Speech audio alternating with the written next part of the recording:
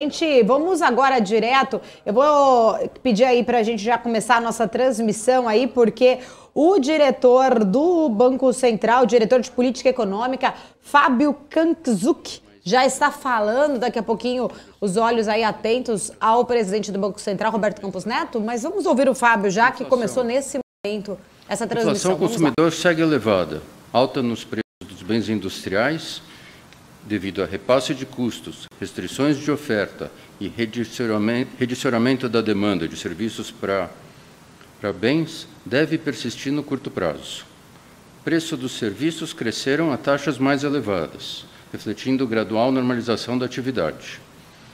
Persistem as pressões sobre componentes voláteis como alimentos, combustíveis, especialmente energia elétrica, que refletem câmbio, preço de commodities internacionais e condições climáticas desfavoráveis. Então, bastante análise nesse relatório de inflação sobre os detalhes da inflação, sobre o que está acontecendo quando você quebra os itens, quando você faz projeções, compara as projeções atuais com as projeções que foram feitas há 9 meses atrás, e os ângulos diferentes disso, como o Copom está vendo isso daí na reunião passada do Copom.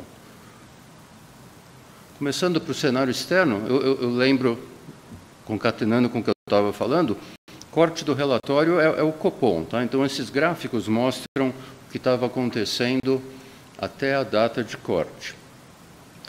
E é sobre o crescimento global e reflete essa leitura do Copom, de que está tendo uma reavaliação do crescimento para menos, mas permanecem os riscos e os questionamentos de uma possível avanço de um aperto monetário lá fora. O gráfico da esquerda mostra o juros nominal e a inflação do mercado no pedaço da curva que vai entre o 5º e o 10º ano. Tá? Então, foi retirado os primeiros 5 anos da curva. Então, está olhando 5-year, 5-forward para o break-even e para o juros nominal. E daí, isso teve uma mudança muito importante que aconteceu um pouco depois da última vez que a gente veio aqui apresentar o relatório de inflação. E depois ficou meio constante. Está havendo mudanças importantes agora nos últimos dias, mas não está aqui, tá? Olha o que aconteceu. Taxa de juros nominal teve uma queda super importante, que é a curva azul do gráfico da esquerda, que caiu algo como de 2,4 para 1,8. Grande, tá? Para termos internacionais. E o break-even, a inflação, nesse período, de 5 a 5, mais ou menos constante. Então, o que aconteceu foi uma avaliação de que o juro real, a partir do juro que é o real, caiu bastante, mas as previsões de inflação, nesse horizonte, mais ou menos constantes. O juro real ter caído bastante é provavelmente uma indicação de que o crescimento não vai ser mais como se esperava. E é um pouco isso que a gente tem visto nos PMIs, nas projeções de crescimento. Então, olha o gráfico da direita, que mostra o PMI da manufatura, não contém o da China, que saiu agora, dos avançados e dos emergentes. Nota como na ponta, os últimos dados mostram que os avançados, PMIs altos, começou a reverter para baixo, muito em linha com a precificação de mercado.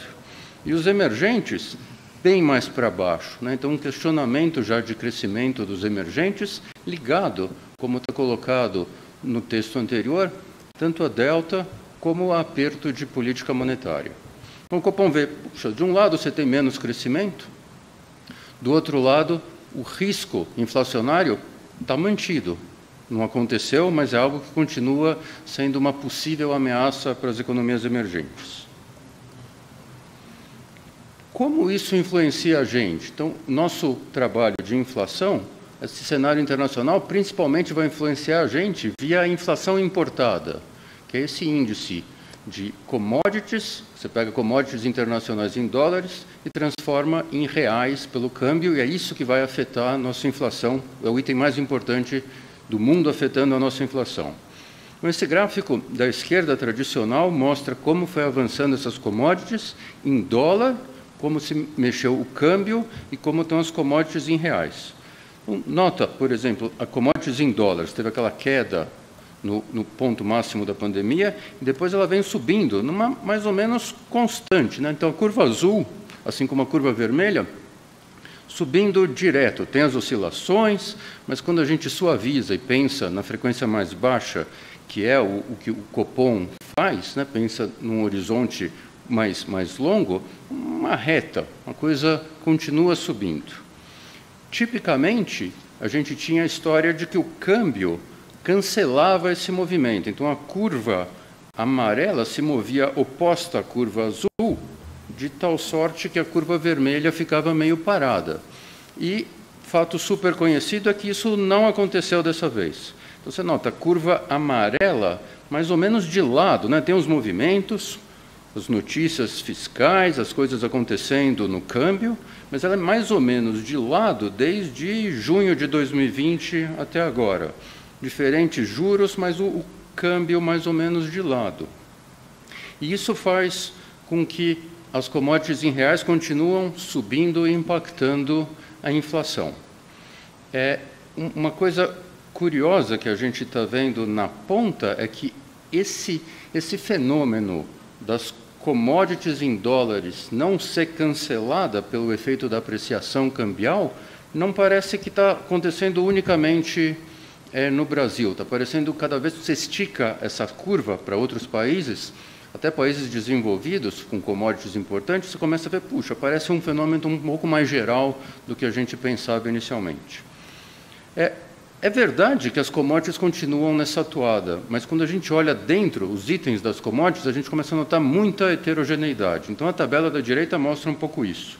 O ponto mais emblemático da tabela é a primeira linha, minério de ferro caindo 41%, 42% aí no último trimestre, ligado à questão de China, né, de consumir menos carbono, a questão de energética, a questão do mercado imobiliário.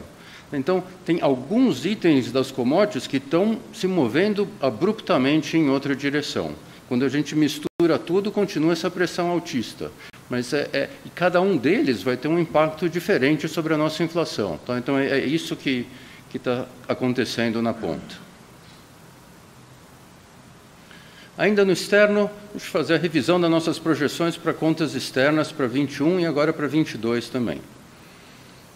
Para 21, tem uma revisão que agora o déficit de conta corrente é de 1,3% do PIB, super pouco, né? Contas externas super saudáveis, não dá para se preocupar em absoluto com isso, mas tem uma revisão para baixo. Tá? Então, contas correntes, a gente tinha um pequeno superávit, quase zero, agora a gente tem um pequeno déficit. E o que explica essa revisão para baixo das transações correntes é dentro da balança comercial e dentro da balança comercial importações. Então, importações muito maiores, que está circulado aí. Tá? Então, tem aí mais uns 30 bi dólares de importações. Por que isso está acontecendo? É interessante que são itens que não são computadas em estatística alfandegária, que tem na SESEX, mas entra no balanço dos pagamentos. Então, são coisas como importações fictas da Repetro e compra de criptoativos. Tá? Então, compra de criptoativos entra nas importações e afeta essa coisa aqui.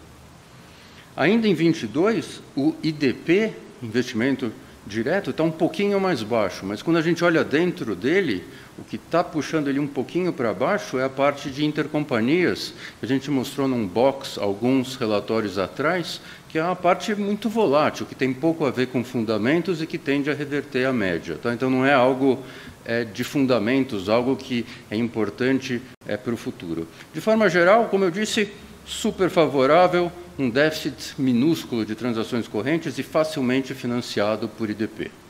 Para 22, os números ficam ainda um pouquinho melhores, e a razão de um pouquinho melhores é um pouco de reversão desses itens que causaram essas revisões agora. Então, de um lado, nas importações, diminui a quantidade de importação via Repetro. Do outro lado, exportações deve ter um benefício razoável à parte de minério de ferro e petróleo, a gente vai falar um pouco disso na parte de PIB. E IDPs, a gente imagina que deve retornar à média histórica. Tá? Então, esse item de intercompanhias some e você tem o IDP voltando à média histórica e você tem, de novo, esse perfil super favorável para 22. Atividade econômica. O gráfico da esquerda é o IBCBR tradicional, e o que ele mostra, se olhar na pontinha, um crescimento forte ali em julho. E isso é mais ou menos a nossa leitura geral que aparece nas comunicações. O PIB do segundo trimestre, aqui indicado pelo IBCBR, foi um pouquinho acima do que a gente pensava. Por outro lado, os dados mais coincidentes, os mais tempestivos que vão saindo, indicando o que está acontecendo em agosto, estão surpreendendo um pouquinho para baixo.